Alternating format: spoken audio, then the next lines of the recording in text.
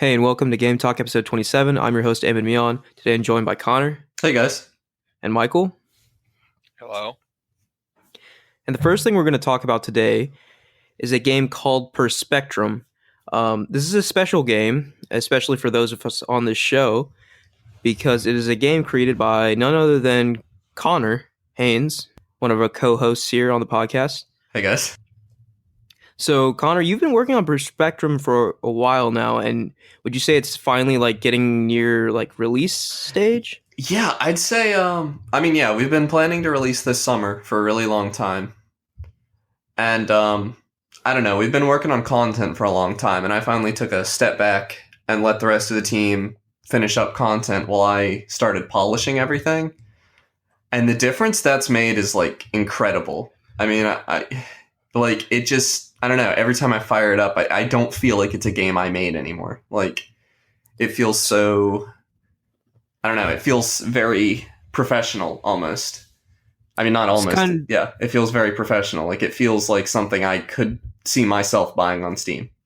It's interesting to think that in order to truly see significant progress on it, you had to kind of let it go. Right. Yeah.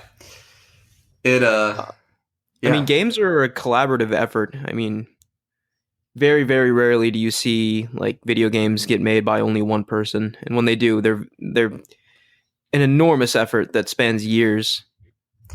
Right, and we're a pretty small team. It's originally it was me and a friend of mine named Jake, but the current team is me, Michael's sister Gabby, a woman named Katie, and my brother Jonathan Harold doing music, and Jordan Hallow, who's been on the show before, handling the business side of things. Nice. So let's actually just jump into Perspectrum itself. So what is Perspectrum? So Perspectrum is a puzzle platformer. It's a game where you play as someone we've just kind of named the Tall Stranger. The Tall Stranger doesn't know why he's there or what he needs to do, but it kind of quickly becomes apparent that you need to collect these little collectibles that we call spirit fragments to progress through the game. The game has 5 dungeons you're going to clear by solving these puzzles that involve changing the element of the world around you in different ways. So water becomes lava, becomes ice, becomes acid, things like that. I guess this is a good time to mention, is that where the game's name comes from? It is, yeah. It's a very creative name, so if maybe you could give a little bit of backstory on how you came up with that. Right, so obviously I came up with the mechanic first before I came up with anything else. It was just a tiny little project I was doing to learn shaders, and Jake actually thought it had potential to be a full game, so we started working on it, and he came up with the name Perspectrum, which is kind of like a change of perspective. And also, a lot of the game comes from color changing, so the color spectrum was kind of important to us in the name. So, the theme of this game was the whole, perspective changing, shader swap mechanic, right? And you sort of build outward from there? Right, yeah. We came up with that mechanic very early. Before we even had... we had that mechanic before we even were going out to make a game, basically. That's really cool. I've found definitely just looking into how games are made and stuff, games that hone in on a mechanic or construct everything around one single thing are generally more focused and more enjoyable experiences. So it's good to hear that Perspectrum has that going for it.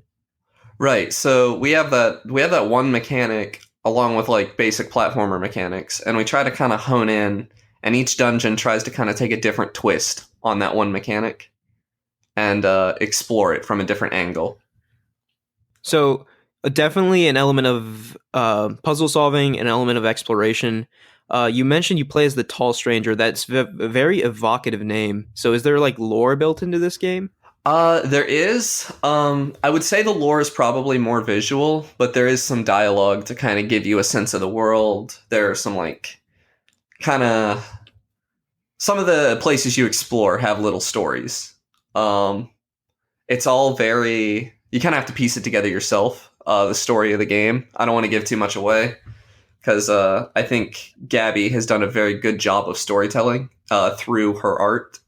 But Nice. I think it's interesting. I wouldn't say it's it doesn't feel like the most important part of the game to me. I think it takes the backseat to mechanics a little bit, Right. but it is there and it is very enjoyable in my opinion. I think some of the scenes are somewhat evocative to me. I think the combination of the music and the art really gives you a sense of place in some of the areas you'll visit.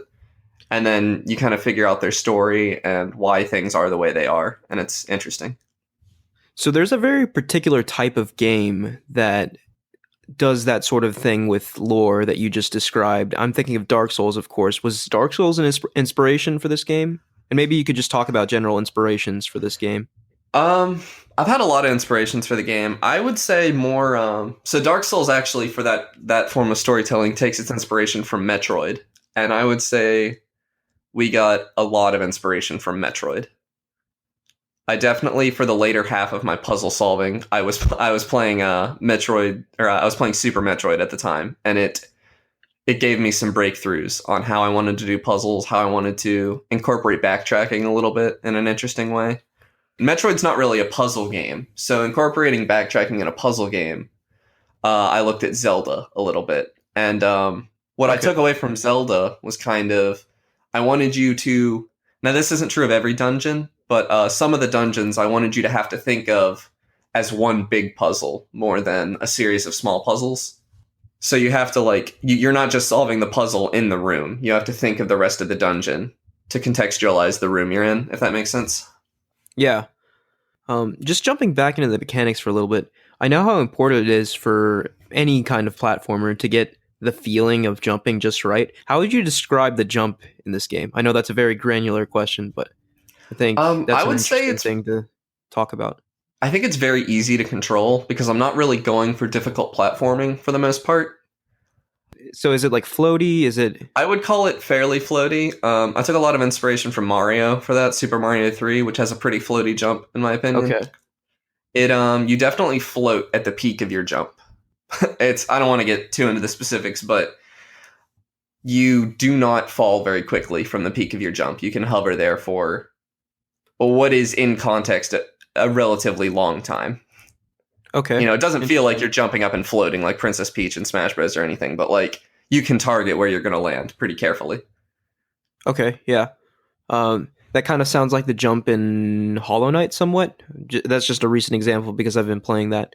The jump's very controllable because it's sort of delayed at the top. Right, yeah. I had to go I was actually early in playtesting. I got a lot of complaints about my jump not being good enough, so I sat down and spent probably 40 hours just on the jump. So let's talk about that for a little bit. Playtesting. You've had a beta or two for this game, right? And you've gotten lots of feedback. How much of that feedback would you say you incorporated in the game? Um that's a complicated question, I guess, because a lot of it. I'm going to say a lot of it, maybe even most of it, because a lot of feedback I've received kind of was in line with plans we already had for the game, but it just wasn't ready for the beta. Right. Some of the feedback I've gotten, people were more interested in the story than I thought, I guess. Our locations were already kind of evocative, but people wanted more of that.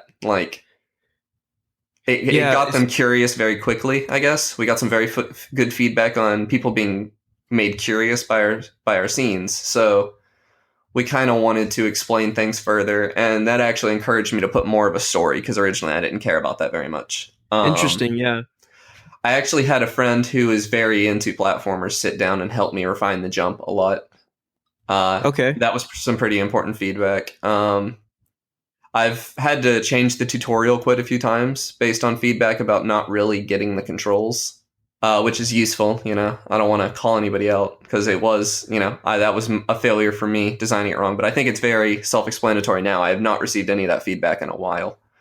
Right. We've talked before on this podcast about tutorials and how, like, basically what makes a good tutorial. Like, does your tutorial, like, how is your tutorial incorporated into the game? Do the mechanics just naturally teach the player, or how does that work? I like to think they do.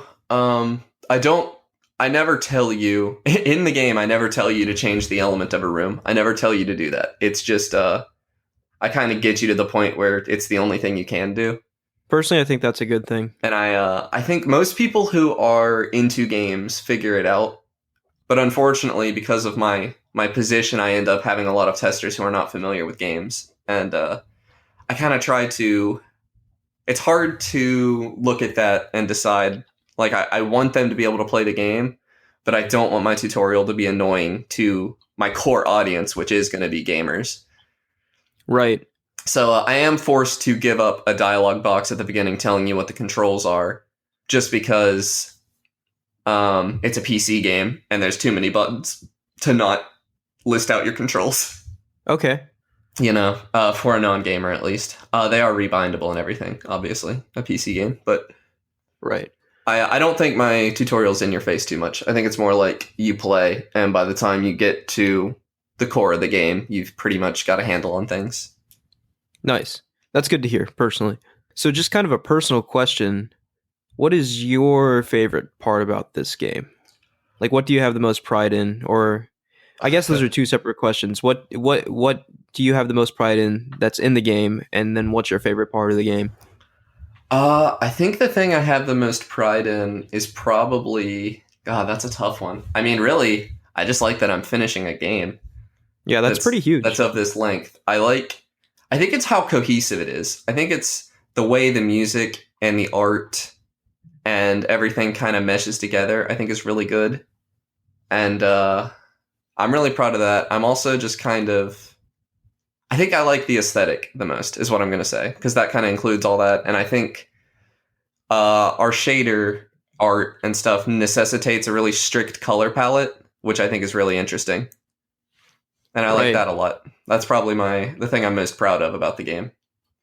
So just from a perspective of playing it, what's your favorite part of the game? My favorite part of the game is probably the dungeon I designed the most of. I'm going to say that's the Catacombs. It's the hardest dungeon, probably.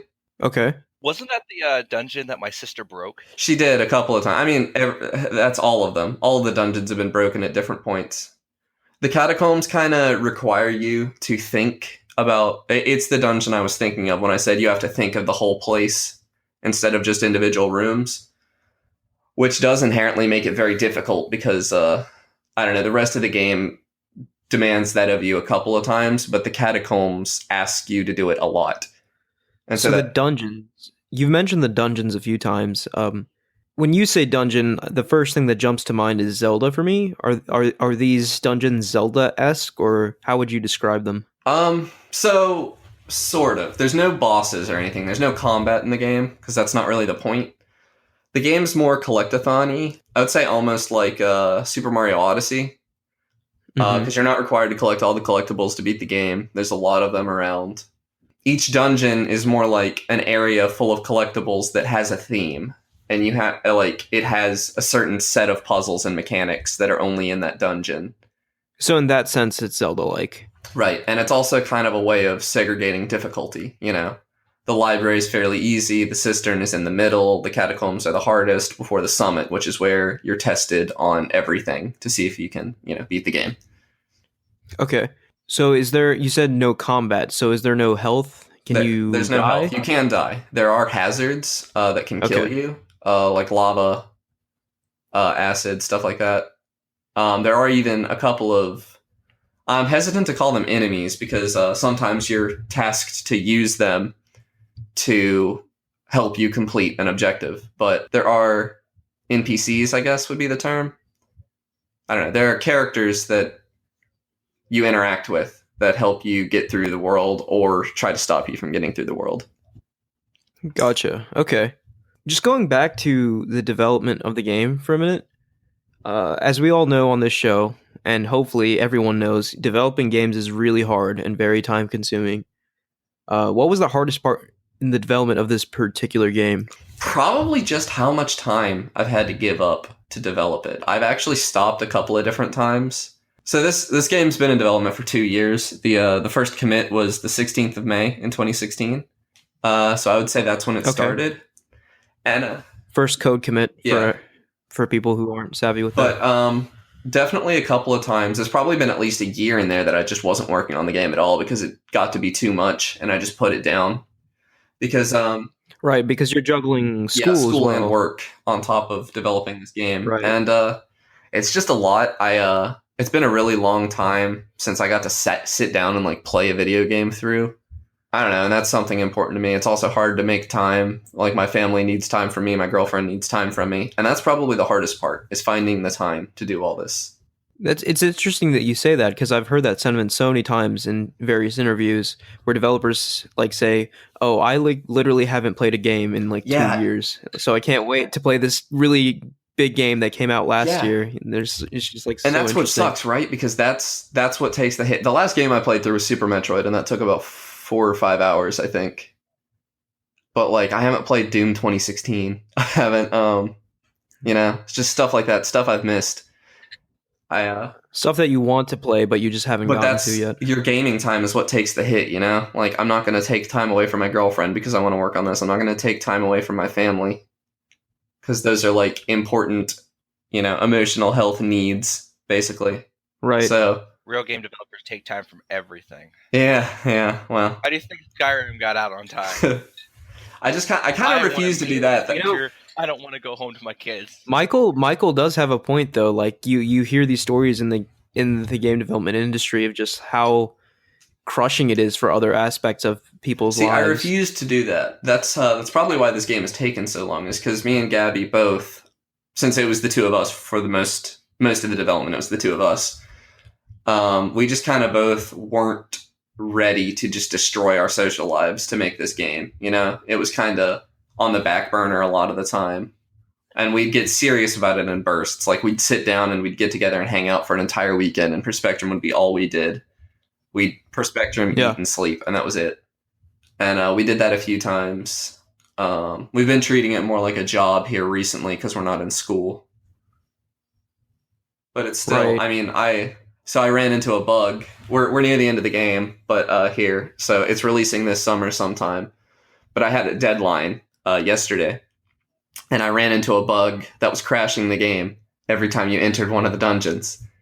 And I spent 30 hours working on it over like 2 days. No, 30, I don't know. But like a ridiculous amount of time. All I did was like play Perspectrum and eat, and got not as much sleep as I'd like.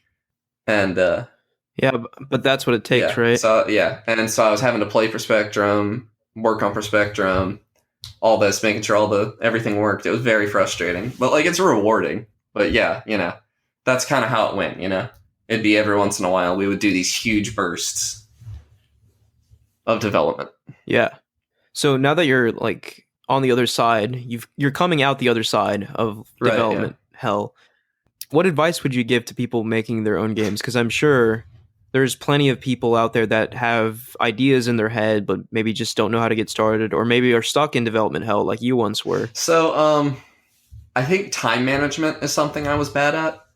I think it would have been better if I had a schedule, and I did at several different points, but I would always abandon it. I have a schedule of time that you're going to work on your game instead of just like getting lost in it and burning out like I have been.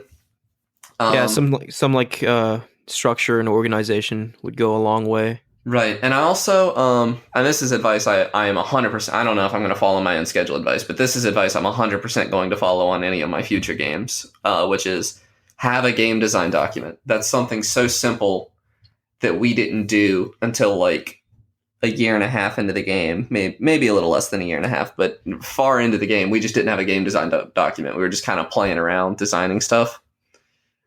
And so what would you put in that document? Is that essentially your like game Bible? Like every so you would put what first of all, what kind of game it is, because the type of game Perspectrum was changed several times. It was a skilled platformer for a while. It was a Mega Man clone at one point. Those were all very early in development, but like I wrote code for all those, and that's kind of stupid because now I just kind of wasted all that time. Whereas if we'd sat down and like maybe very lightly prototyped and like figured out a game design document, I would have saved myself a ton of time. Right. So we kind of have a game design document and stick to it. And then I would also say, other than prototyping, before you write a single line of code, I would have a list of every mechanic you want your game to have, and maybe even design every room your game is going to have, because When you say design, you mean it could be as simple as just drawing it out on paper, right? Right, that is what I mean, is draw it out on paper. And maybe that's not going to be your final design, but having a ton of stuff programmed and then going back and designing around what I've programmed was frustrating. And we ended up abandoning that. And not abandoning that. We did some dungeons that way. And then the later dungeons we designed fully, and then I programmed while someone else was building. So, like, I was programming the mechanics in while someone else was building the dungeon under the assumption that the mechanic would work, instead of designing under the constraints of what I'd already made mechanically. And it Right. just No, made, but like, it made better dungeons. right. But that's just how it has to go. Like a lot of, I read into AAA gaming development because I think it's fascinating.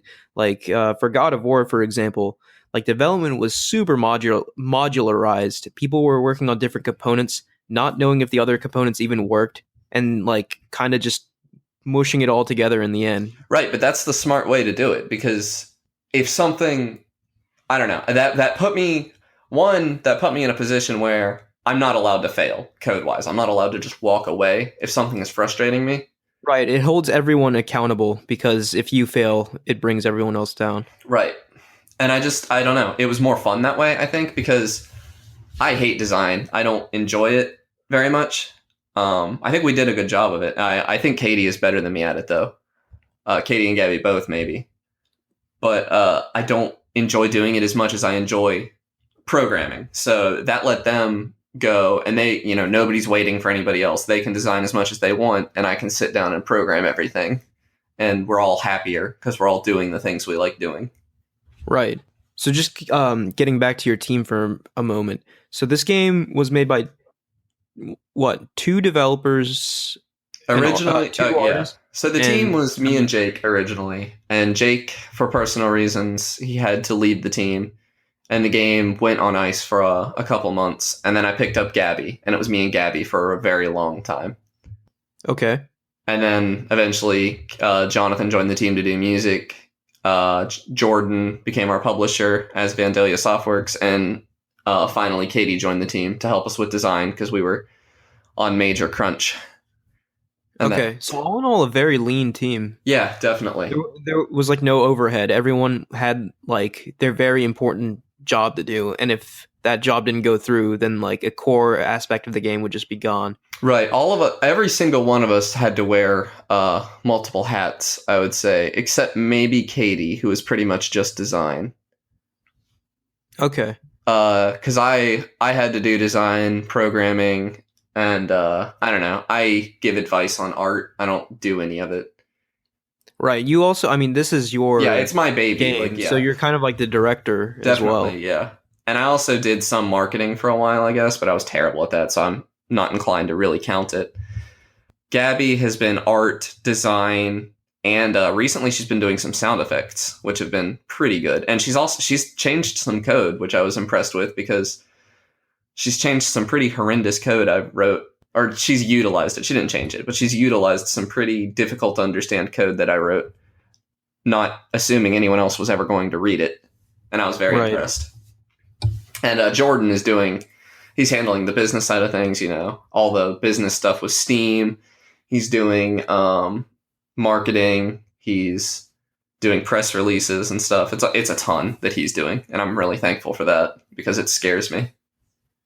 So, something I just considered, are these people working for you, or is this game largely a volunteer effort? So, Katie is a volunteer. Everyone else is being paid in some way. I'm not going to talk percentages or anything on here, but It's all like... I was just curious. Yeah, it's all money coming from the game, except Katie, who is a volunteer. But yeah, there's... I'm not paying anybody out of pocket or anything. None of that's happening. That's pretty remarkable that, like, you were able to... I mean, granted, like, they're mostly your friends and stuff, but, like, you guys were able to, like, put something together without, like, any guarantee of, like, monetary compensation. That's the thing, though. This has largely been an educational venture for all of us, too. Right. We were all I was a freshman in college when I started this project. So we were all very inexperienced. And I've seen all of us grow. Like, looking at Gabby's old art is, it's kind of funny almost. compared to the stuff she's doing now, which is just remarkable. Yeah, It's that's been incredibly valuable. it's been a huge adventure for us. You know, Katie's on the team because she wanted the experience doing design, and we're all having fun with it too. You know, when we're not crunching. So I don't know. I don't know that there's going to be any money in it, but even if there isn't, I would consider the project a success, at least for me. And I think the rest of the team would too, just because we took away this experience and made something that we enjoyed. You know, even if just our friends enjoy playing it, that's enough for us, I think. That's awesome. Just getting more into the technical side of things for people that are interested in that. What tools did you use to make the game? On the art side, a lot probably. I think she uses Piskel. Jake used Photoshop some. Gabby uses GIMP some. On the code side, it's all written in Java with a framework called libgdx. So it's an engine I made myself using libgdx as a framework, which is why it was so easy to release on Linux, Mac, and Windows. Let's see. We used Audacity for sound a lot of the time. I don't know what other software Jonathan used. And I rolled up my own level editor in libgdx to build all of our levels with. And other than that, it's like pen and paper, Trello for tasks. Awesome. So I guess that's a thing to note. Like, that wasn't all too many tools. Like, that was none of that cost any money except Photoshop. like half a dozen tools, you know? So, like, for people that really want to make games, and like Connor said, like, most of that was free. The tools are definitely out there, and there's guides out there to teach you too. So if you're motivated enough, you can jump in and kind of just teach yourself these things. Right. Let's talk about the release of the game. So it's coming out this summer, you said. This summer, yeah. We don't have a solid release date yet. I'm still squishing some bugs, and we have to handle like the business side of things a little bit. So I'm not ready to release or to announce a release date here. But I would say in the next few weeks we'll probably have one. Okay, nice. So is summer? I know, like, this is the thing with game developers all the time. Do you really think you'll hit the summer 2018 timeframe, or is there a chance that it might get pushed? I really think we're going to hit the summer 2018 timeframe. We're very near, we're content complete. We're just decorating, polishing, and handling business things. Nice. That's good to hear. So you mentioned it's coming to Steam, right? Right. It's coming to Steam, and I believe Vandalia is also putting it on itch.io and GameJolt. So if you want it DRM free, you'll have those options. Nice. Any investigations or considerations for console ports yet, or is that not so? We're trying to reach a wider. So I'm just going to kind of roll this question into trying to reach a wider audience, I think. If that's okay with you. Sure. So console ports, not really. The game is written in Java, which doesn't run on any consoles. So I would basically have to sit down and fundamentally rewrite all the code in the game to get it on console. Right. And that's a pretty Herculean task, considering I don't know how big the audience is going to be.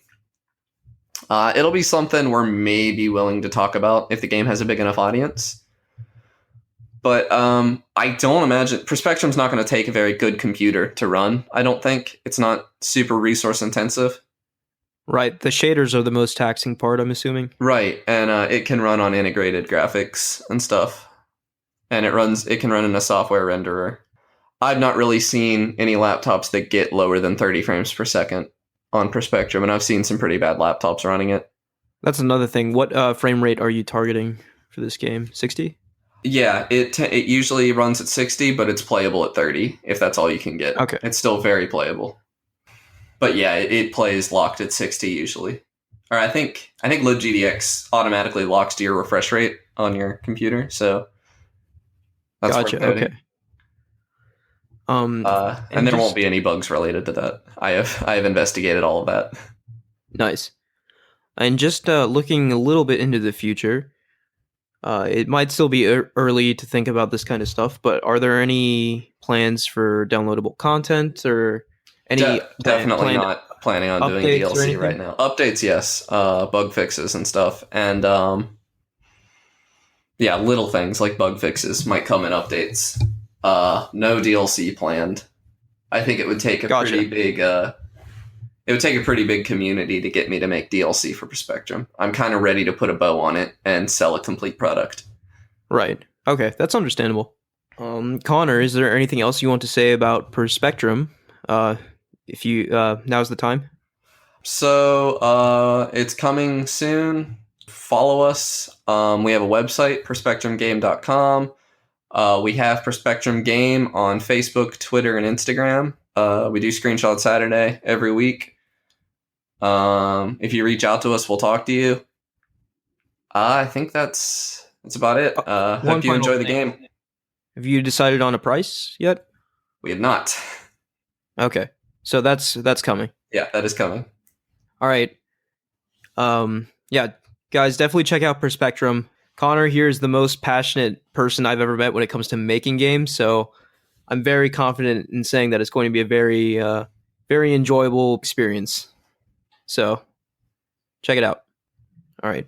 Our next topic is going to be timeless games. So, games that don't age, and that could be either be graphically or gameplay wise. I found personally, at least, that games that try to have a realistic graphical style age very, very quickly. So much so that they just straight up look ugly in 4 to 5 years, whereas games that go for a more unique art style that isn't sort of confined by the technical ceiling of the time where it was released, the art style there is more enduring. But we can also discuss the timelessness of various gameplay elements and stuff like that. So I just kind of wanted to bring that up and kick off that discussion with you guys. Right, so the first game that comes to my mind when I think of a timeless game is Legend of Zelda Wind Waker. Because there are just a couple of choices they made art style wise.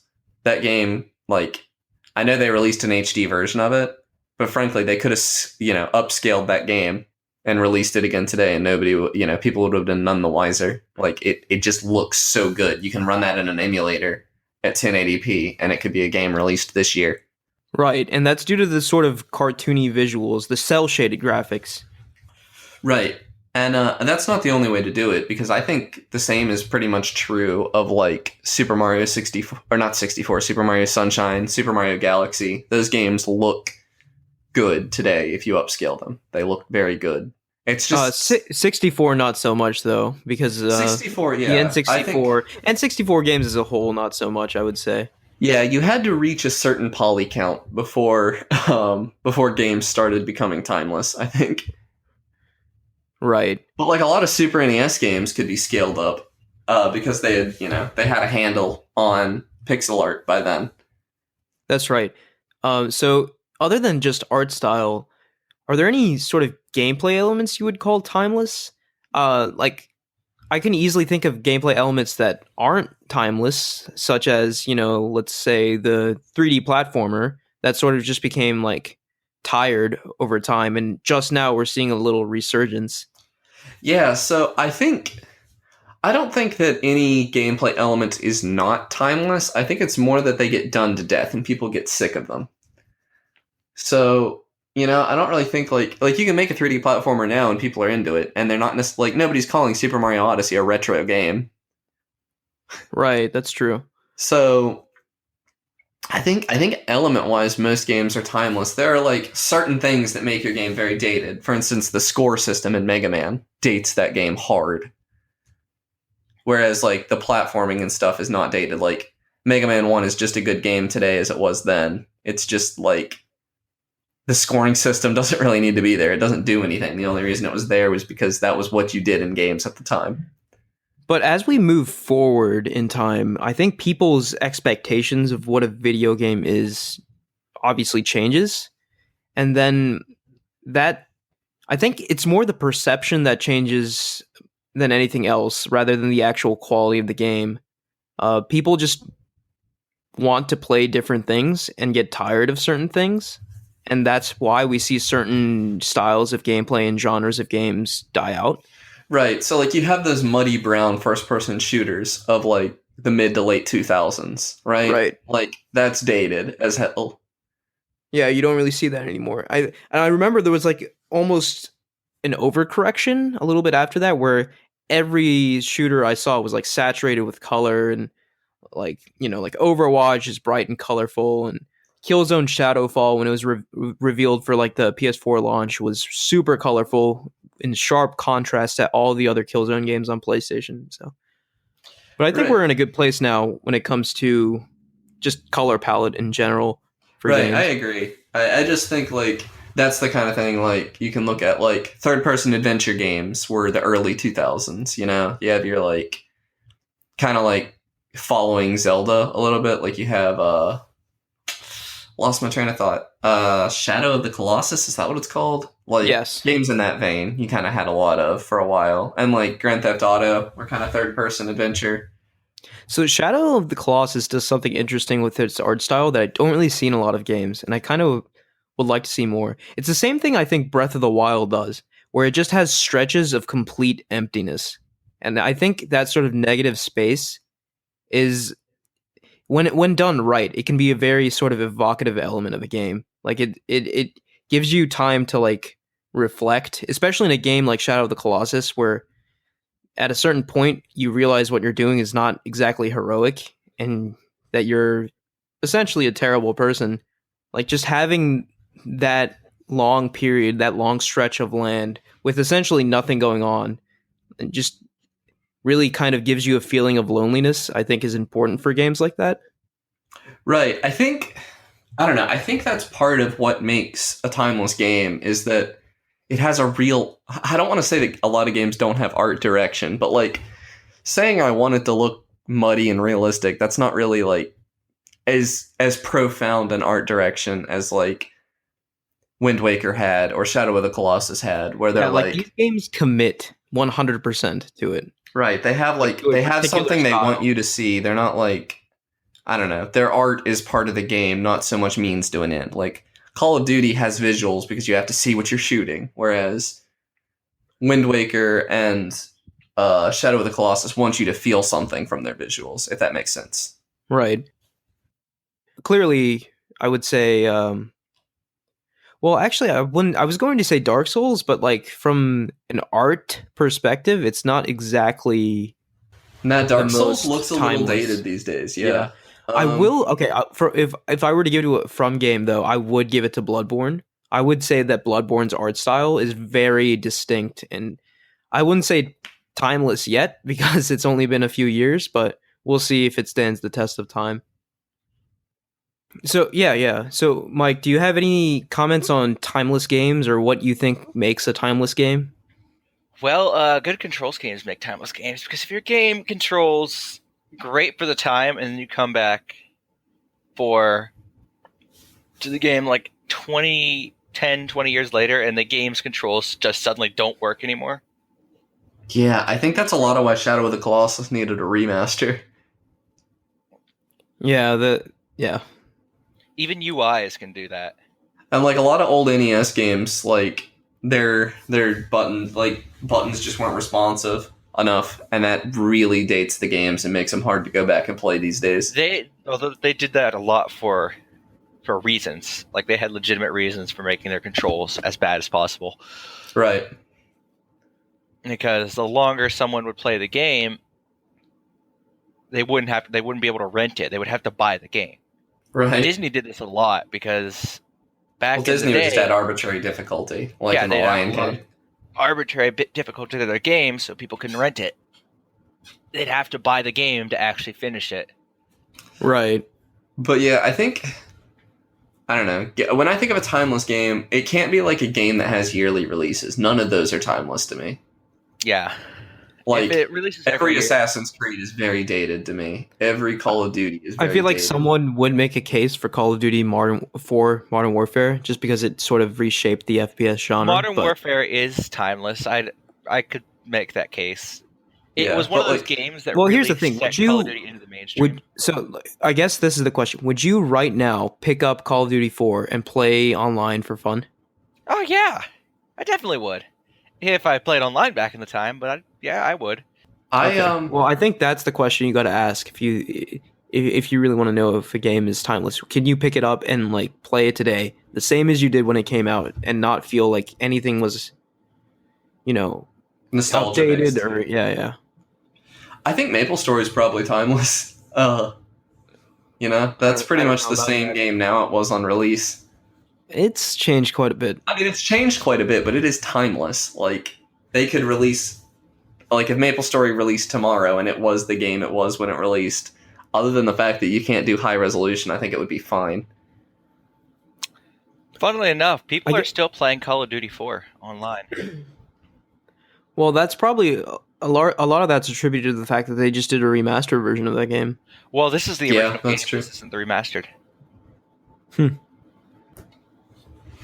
So I don't know. Based off what the short conversation we had, it seems to me that like art style is a very important, if not the most important component in making a game timeless. Like if the art style isn't timeless, then I don't think the game can be. Yeah, I agree with that. All right.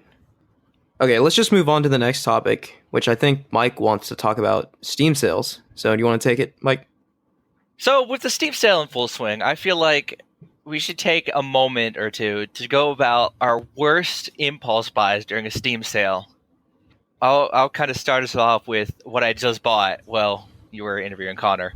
I was looking through the Steam sale. It's like, oh, GTA 5's on sale. So I went up and bought GTA 5 Already on my regretting it? PC. I'm not regretting it yet. I mean, I've already played a lot of GTA 5, so I mean, might as well. So did you already have GTA And I also on bought something else? no, I had it on PS4, Oh, okay. but I let someone borrow it and I no longer have it. I also bought the Criminal Enterprise Starter Pack, so I paid $30 for this game. That was a mistake. It was a mistake. Yeah, I've made some bad impulse buys. So I don't know if I can completely relate because I don't play too many games on Steam, but I've definitely bought games on PSN that I regret buying. Especially because like I feel like whenever there's like a PSN sale, like a flash sale, like everything's super cheap, so you just like load up your cart and then you just end up spending way more money than you anticipated spending.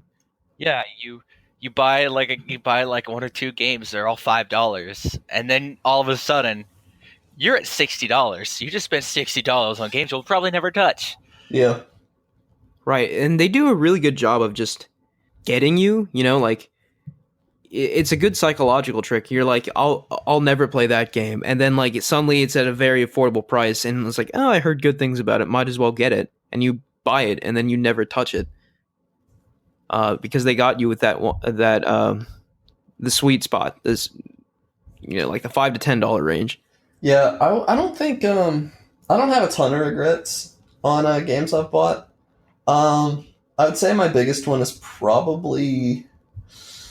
I'm trying to make sure it's not one I bought in a Humble Bundle because then I probably wouldn't actually regret it. It's probably got to be like, Who's Your Daddy?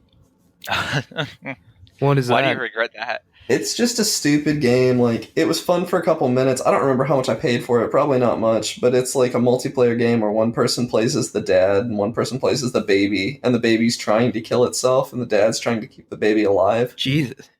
Oh, I've heard of this game. Okay, And it's yeah. like fun for a couple minutes, but like, I don't know. If I paid any more than $5 for it, I wasted money. Yeah. Oh wait, really. okay, so I have an extremely regrettable purchase, but it wasn't on a sale. I paid full price for 1-2 Switch. Oh, Oh, you've made a terrible mistake. I know. I that's felt gross. I Yeah. felt gross afterwards. It's just that like there's a certain thing about when a console comes out, I will literally buy any kind of trash to make sure I have a library. Like Yeah, that regardless makes of how sense. bad it is. Which is really bad. I shouldn't do that, but I don't know. I don't. I just kind of want to talk about Steam sales now too. I think I'm with you, Mike. But like, sure. so this might be more me and Mike than you, Ahmed. But like, do you feel like Steam sales have really lost their magic here recently? It was the removal of flash sales that really got me. That getting up every 4 hours to see what was on sale and possibly impulse buy something. Yeah, I mean, it doesn't hurt that my backlog is huge, But yeah, I don't check Steam every couple hours anymore. I'm not excited for the sales. I just kind of You like on just the kind of first. look like, oh, they brought discoverability up though, so I could just look through Steam, and sometimes my discovery queue is full of trash games, Yeah, like real bad asset flips, and I consider buying them yeah. I just to make just fun of them. I don't know. Like it's just not fun to look through it anymore. Like I don't feel pressured to buy anything, and I'm very I would even go as far as to say I'm cheap. It's very difficult to part me with my money, and I kind of hate that the Steam sales aren't good enough to do that anymore because I just end up not buying games. And like every once in a while, I would impulse buy something and have a pretty good time, and I I'm just browsing don't through anymore. Steam, and I found a game called Panty Party. Uh-oh. There is no hentai in this Oh, game. good. But yeah, they just kind of used. It just doesn't hold the magic it used to hold. I used to like get excited months ahead of the Steam sale, and I just don't care anymore. Yeah, like I can definitely kind of attest to the fact that a few years ago, the Steam sale was like a legendary. The Steam Summer Sale was like a legendary event. You know, like everyone was anticipating it. Like it was talked about everywhere. And I feel like by comparison, this year, at least 2018, it's just kind of gone by without much commotion. Yeah, I'd like to see the numbers. I think the sales are just as steep as they used to be. I think the people saying that the sales aren't as good Yeah. just because they lost the flash sale, I think they're wrong. I'm pretty sure the games go just as cheap. They just do it for longer. And I get the reasoning, like people they don't want people like having to check Steam at work and stuff to risk, that or risk missing out. But I miss I don't know. I had fun with it and I think I still would. I'm kind of sad it's gone. That's a pretty cool feature. I didn't know they used to do that. Yeah, you used to be able to vote on sales and like it would be a big deal like cuz like you would feel like if the game you voted on won, like you're pretty much obligated to buy it at that point, right? You know? Right. I have participated in like Steam bundles when they do like fundraisers for various organizations that if you donate a certain amount, you get like all of these games. I've done that a few times and I think that's good because the games are cheap and the money's going to a good cause. Yeah. Yeah, I still like I guess humble bundles kind of fit in here too. They're not as good as they used to be. I still eye those, but it's been a really long time since I've bought a humble bundle. Humble Monthly, great service though. Oh yeah, humble monthly is a good bargain. I don't I have it, but love I'm Humble Monthly. probably I've kind of that. accidentally, intentionally forgot that I had a subscription. So what is Humble Monthly? Humble monthly is like $12 a month, I Yeah, it's think, $12 a month, and you get and you get a ton of games a ton of games. Yeah. just for that. Like they gave Destiny 2 out for humble monthly Yeah. 1 month. Oh wow, This okay. year, Yeah. this month's Humble Monthly is what are these games? Hearts of Iron 4, Blackwake, and Portal Knights, which are all I can attest. Those are all pretty big Now, ticket Hearts of Iron games. is a fun game.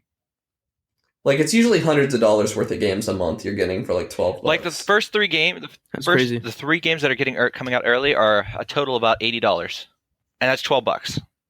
I got Ark Survival Evolved way earlier on in its lifespan for $12. Yeah, it's very cool what Humble Monthly does. Like last month when I So- got Destiny 2, it was $202 worth of games. So was Humble Monthly a thing before Game Pass? Yes. Humble Yes. Monthly's been a thing for a while. It's interesting. Yeah, like Humble we see. Monthly, you don't lose the games when you Yeah, stop you paying keep the either. game. Like they're Oh, yours forever. that's pretty huge. Yeah. So if you like the games just for 1 month, Yeah. you can just buy that month, and you're getting all Yeah, those games you for just buy a month. $12. Yeah, that's definitely like a distinct positive over And- their and you're getting contemporaries Steam on keys for Xbox those and games. PlayStation. You get the games that are early unlocks first, and then at the end of the month, they give you that month's the rest of that month's games get revealed. So it's you're kind of gambling on what the rest of the bundle's going to be, but at least you get the 3 big tickets or the big ticket game. Right, and it's a good way to Yeah. discover games too. Like, yeah, it was June. They gave out Destiny 2. And you said in they May, stopped doing it? huh?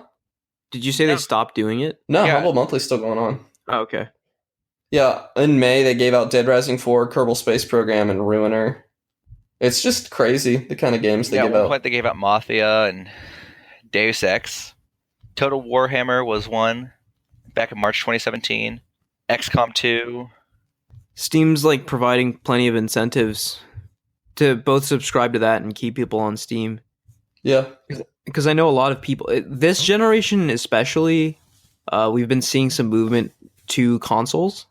So it's interesting to see like Steam come up with these various models to try and combat the move to console. I'm trying to think like when were these put into place? What? I don't Years know. ago? November 2015. Yeah, Humble Monthly's is been around a released on long PC. time. Okay, so like that's a couple years after this gen started, so that actually kind of makes sense. That they were trying to combat the move to console with more incentives. And they've also done like Nintendo bundles. It's great. Like they had an indie bundle, which was all like Nintendo indies. That's crazy because I wouldn't expect to see Nintendo anything on anything other than a Nintendo system. Yeah, it was wild. Humble Bundle has a lot going on. Plus, they're owned by IGN now, I think. They are owned by I IGN saw now. that. That's kind of weird. So they I have think. so much more money to throw around. Yeah, and they have a lot of connections. Yeah. All right, so as always, we end the show by talking about what we've been playing. Who wants to go first? I've been playing a lot of a little indie game called Perspectrum. Oh dear God. Get out of here. It's pretty cool. It's not too long, but I don't know. I think what's there is it's a good value. It's not available to the public yet, but I think the moment it is, you guys should all check it out. It's very good. That's all I really have to say about it, though. I haven't had time to play any other games. All right, that's fair. What about you, Mike? So I got roped into an MMO. Oh, jeez. Again? No, you this did. one was. You got roped last week. Well, last week I actually roped myself into this. This time a coworker roped me into Final Fantasy XIV. Oh, I've heard actually been really good into things this one. about it. It's not bad. I just picked the wrong class because I'm playing as a healer, and grinding with a healer is awful. Did you pay for it? No, Did I'm you on the pay for free this trial one right too? now. Okay, I was gonna say because if you paid for 2 MMOs in 2 weeks, we'd have to have a long talk. I'm about to pay for 2 MMOs in 2 weeks. It'll be fine. Ugh. Ugh. Yeah, it's not bad. It's one of the big three, so there's not much I can say about it that you don't already know. But the fact that you could be any class on one character and freely switch Oh, between really? them is probably the best thing ever. Like if I want to suddenly That's be a very healer, cool. I can swap to healer. No That's restrictions. Or if I want to like play DPS, I can just actively swap to DPS and not care. But do you like have to level up the classes You have to individually? level them up individually. Okay, that makes sense. That's fair. But right now they have like an experience boost where all the experience is doubled. So That's cool. like I've been I mean, playing like 3 days, like an hour. What are like to the a system day. requirements on that game? I can Like, run is it really pretty? Like, could I run it on a laptop Yeah, that's probably not for run it on a gaming? laptop. I think Okay. I run it on high laptop settings Hmm. because they have Okay. separate settings for it. Really? Yeah. That's interesting. They I might have- have to look into it myself because I've been interested. Does it charge a monthly subscription cost? Yes, Or... and you also have to buy Oh yeah, it. big time. You have to buy it for it's like $30-$40, and then you have to pay Jeez. the subscription after the first. So do you have to buy it to The subscription's like $15 a Yeah. month, right? Jeez. Okay. Yeah. There's no way I would pay that to play an MMO. It's not bad. It's very high barrier. Yeah, that's a huge barrier to entry. Like the game would have to be amazing. I'd say it's Like, But to be fair, I've heard that it is amazing. yeah, but comparing that game I to don't like know. Humble Monthly, like Yeah. yeah. I pay a lot of money per month. I need an intervention, but the game's really worth a look at. The free trial is 14 days, so it's not bad.